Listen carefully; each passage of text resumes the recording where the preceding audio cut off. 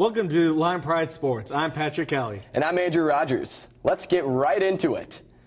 Over the weekend, men's basketball fell to the number 6 team in the nation, Northwest Missouri, by a score of 78-58. They also fell to the worst team in the MIAA, Missouri Western, by a score of 63-51. The Lions now have 2 games ahead, both against Lincoln University. Lincoln, along with the Lions, are 6-8 in the MIAA. The Lions have 5 total games remaining until the MIAA playoffs.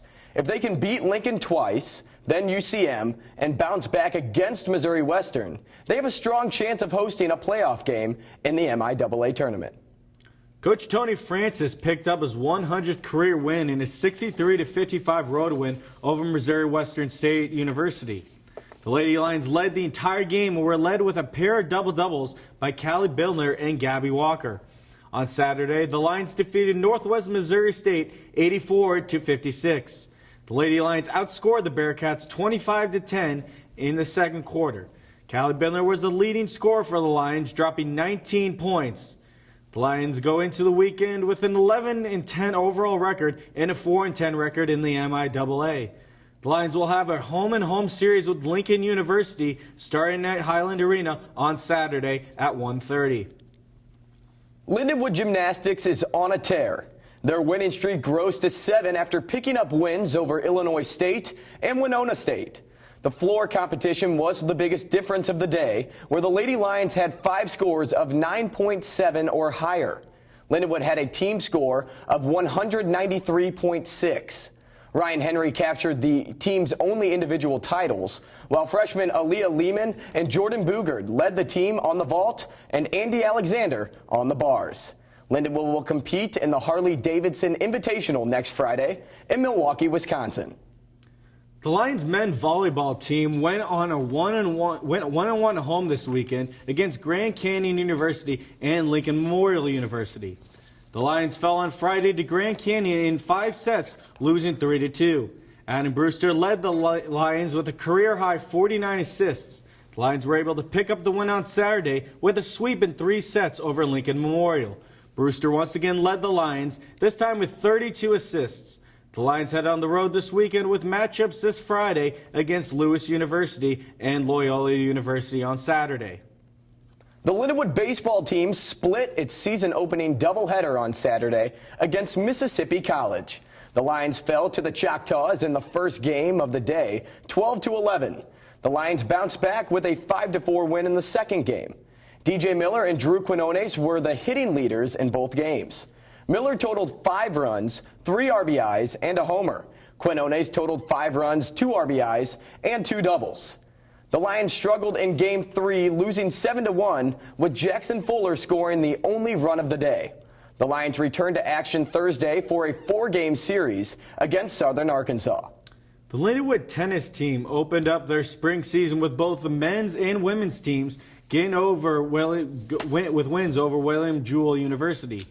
The men's team got a big 8-1 win, with the women not too far behind, win by the score of 7-2. The Lions have a week off before having back-to-back matchups against Oklahoma Baptist University and Drury University on February 17th and 18th. Ranked 23, Lindenwood defeated Fort Hays State on Sunday, 23-16 on Senior Day in Highland Arena.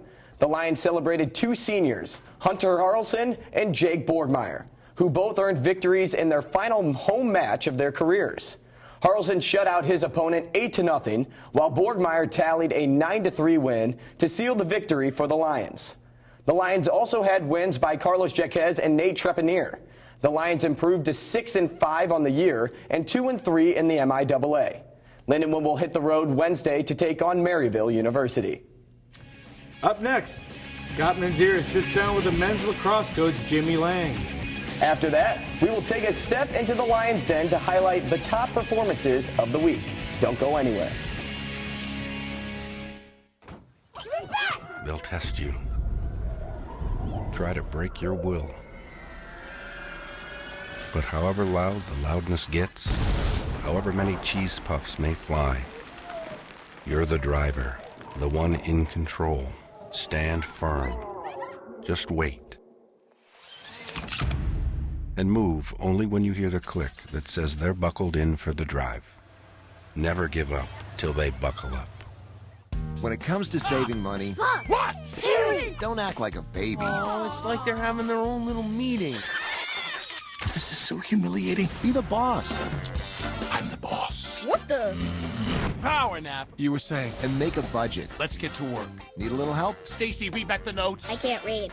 What's it say? Create a personalized savings plan and get other tools and tips We can share. You obviously didn't go to business school. at feedthepig.org. Marie, you have prediabetes. Prediabetes? I don't have time to eat right or exercise. I'm a busy mom. Oh, you're a busy mom. Yeah. This is great news. Busy moms never get prediabetes. Wait, what? Let me just... Yeah, this is all the people at risk for prediabetes, and way over here, busy moms. No?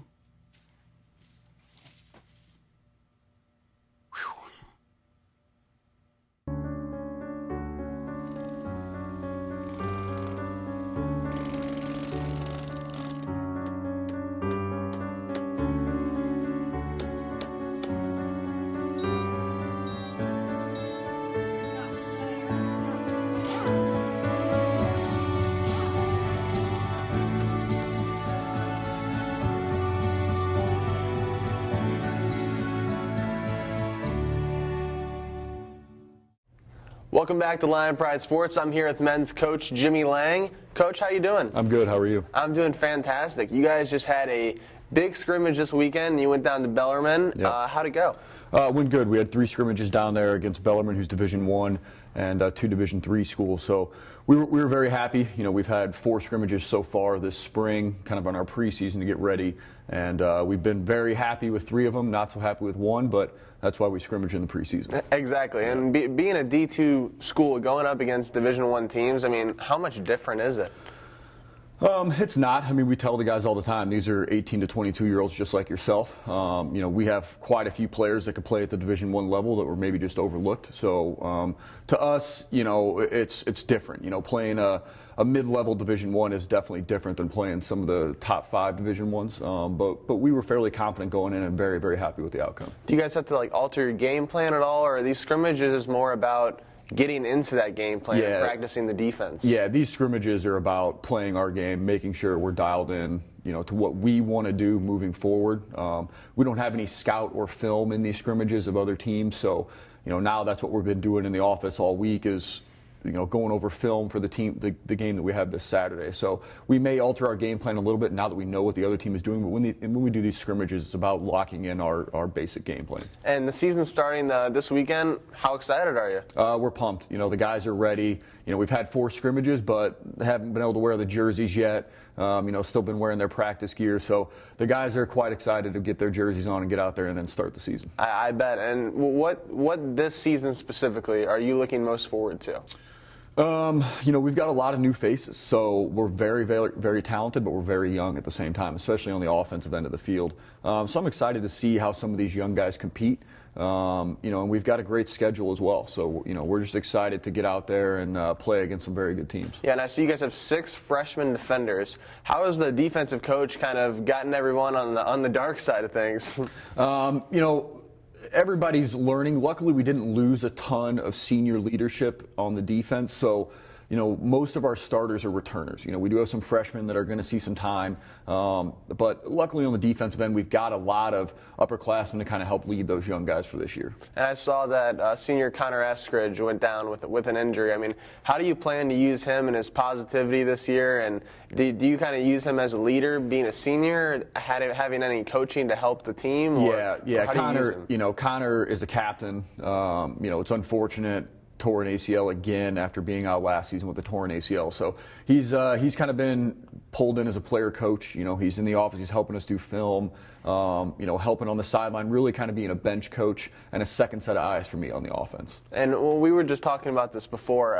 You guys are not in a conference this year. Yep. So it made it a little bit more challenging to go against some of these teams that you're scheduling against? Yeah, scheduling's tough just because you got to start from scratch and do the whole thing without having a conference schedule set. But it gives us a little bit more freedom to kind of pick and choose who we're going to play. We've got 3 top 10, 5 overall top 20 games on the schedule, and hosting #1 defending national champs here at Lindenwood. So, we've still got a very strong schedule, and it's tough scheduling, but once you get it done, we can kind of set it the way we want it. Well, now that you have that schedule done, you guys are traveling, all over the country. I mean, like you said, there was not that many Midwestern Division II lacrosse teams. So tell me a little bit about some of those trips.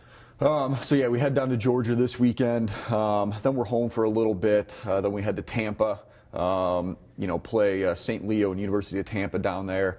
And then at the end of the year, then we've got some shorter trips. We head down to Kansas City. We play a neutral site game against Westminster from Salt Lake City, Utah. Then we play at University in Indianapolis. And then we finish up the last regular season weekend out in North Carolina at Belmont Abbey. That's literally all over the country. I mean, that's so awesome. Like I said, Division II lacrosse is not big in the Midwest. So, even before Rockhurst and Indianapolis, our closest game was an 8-hour drive. So at least we have a couple teams that are close now. Yeah, no kidding. Back to some of the players. Robbie McCarthy, he comes in as a transfer from Lemoyne, has a national championship under his belt. Is his experience going to be able to help the team in that regard, or do you see anything else really keying in on him? Yeah, he's a new player, but he comes in as a junior, so he's got a lot of experience. Like you said, has a national championship ring. So he understands what it takes, what championship teams are made of. So his experience is good. He's a leader. He vocalizes when he sees things. He vocalizes with his teammates what he likes, what he doesn't like, which is good. Even though he's a transfer, guys understand that he does have a good grasp on the game. So he does bring a lot other than just his skill set to the team. And specifically with this team, is there any part, either offense, the midfielders, the defense, the goalie, that you're really excited to see, or that you may have some question marks and you think that they've developed better over the course of this preseason? Yeah, we're excited right now with our offense. We've kind of been a defense-heavy team the past couple of years. We've still had a very successful offense, been up in the top 10 in the country, but our offense right now is young and confident, very, very fast, very skilled. So we have a lot of young guys out there. There's going to be a lot of freshman mistakes made, but we're excited about the way they carry themselves and how they just play with confidence. So we're excited to see what our offense can do this year. And then Ben just back for his 4th year in net. How has he developed as a player? Benj is a 5th year, redshirted his freshman year. So he's a captain for the team this year. He's seen a lot. He's been around. He's kind of the old guy on the team. But he understands. He's great now that we get into this part of the year where we're doing film and scouting reports, because he really does get dialed in and understand how to watch film and how to scout teams. And he's a gamer. What we get out of him is just athleticism and making big plays. He's not your standard stay in the crease goalie. The kid flies all over the field. So he does make a lot of plays, picks off a lot of passes, does great things in the clearing game to help us push the ball in transition. So he's developed. We've got one more year with him, and we're going to utilize him to the fullest. And then this year, with all the games that we talked about, you have different players that kind of stand out from another. Like when you look at goal scorers, they score a certain amount. What would be a good number for your leading goal scorer this year? Oh, God, it's hard to say. We would hope that we have guys in 50, 60 points this season because we're well-rounded. Those big guys are going to get keyed in on and kind of more pressure in games. But we have so many other guys out there that, right now our firepower is strong and is going to help those studs, if you will, to kind of, play freely and make things happen. But I would say 50, 60 points should be our leading point scorer this year. And then a lot of teams have just a motto that they go off of all season long. That even if it's cliche. A lot of teams have it. Do you guys have a motto this year that you keep repeating, or you have on the back of your practice shirts or any of that? Yeah, we don't have anything that we really ever put in our shirts. We do kind of have a standard we follow, and one of the big things we always say is empty the tank. Whether it's at practice, it's in the weight room, and especially in games, if you got to empty the tank. If you're got some left in you at the end of a game, you didn't do your job. So, that's something we say all the time is empty the tank, give it your all every time you're out there. And that's awesome. And we kind of talked a little bit before the interview about the conditioning aspects. Yeah. And what kind of conditioning do you guys do? Because that's kind of what steered me away from lacrosse. Yeah. Is how much running and how much extra effort you have to put in all the time. Yeah, so the first couple weeks of January when we get going, it's 2-a-days. There's some conditioning built in. But as the season moves on, it's just built into drills. We practice like we play. So we're going to push the guys at a high tempo in game-like situations. So it's kind of hidden conditioning. It's not just getting on an end line and running nonstop. So we try to build it into a practice plan because, in my opinion, just once we get into this part of the season, if we're just standing there running for 10 minutes, we're just wasting valuable time on the practice field. So. And how often do you guys practice every week, and how long during the day? Like yeah, how much time? Obviously we're 5-6 days a week. There's times where we give them a Saturday off, and then hour and a half to 2 hours. Monday, Wednesday, Friday we have practice and then lift. Tuesday, Thursday we do film and then practice. So usually, between 1 and 5 we have some sort of lacrosse activity going on. And if you're looking at the team as a whole this year, and you were to write down 3 goals that you think are 1, achievable, and 2 that you would really want to happen and you believe that can happen, what would those 3 goals be? 1, we obviously want to return to the national tournament. It's been a few years since we've been there, and I think it's definitely achievable. We've got some big games. We've got Limestone at home. We're 0-2 against them, lifetime. That would be a huge one. They're kind of a dynasty in the world of D2 lacrosse. So that's another goal that we think is attainable. And the third one is really just we have so many young guys that are going to be huge role players next year that this upper class really instills what we believe in them so that they're ready to push forward next year and do the same thing. And Jimmy, I just want to thank you so much for coming on with us today. Yeah, thanks for having me. We really appreciate you joining us here on Lion Pride Sports, and we hope to have you on again soon. Maybe during the middle of the season we can check back with you, see how these goals that you were talking to me about are going, see how the team's doing. Would that be okay with you? Yeah, absolutely. We'll come back hopefully as a #1 team in the nation at that point in time. That would be awesome. I just want to thank you again for joining us. Thanks so much, Jimmy. Thank you. And thank you again for joining us on Lion Pride Sports. Up next, Pat and Andrew will step into the Lions Den to highlight the top performances of the week. Don't go anywhere. Fancy pants peanut butter? A big screen television? You haven't even brought a sofa yet. A motorcycle? When your father finds out, he's gonna flip his shoes with 2 buckles? What do you even need 2 buckles for? Mr. Big Shot, buying whiskey shots for everybody in the bar. From the looks of it, I'd say nobody even remembers. Feed the pig. Listen, I realize that I'm not perfect, but it all really started to change because you judge me for having a problem. No one is going to know that I need help. I need help. I know that no one is going to judge me for having a problem.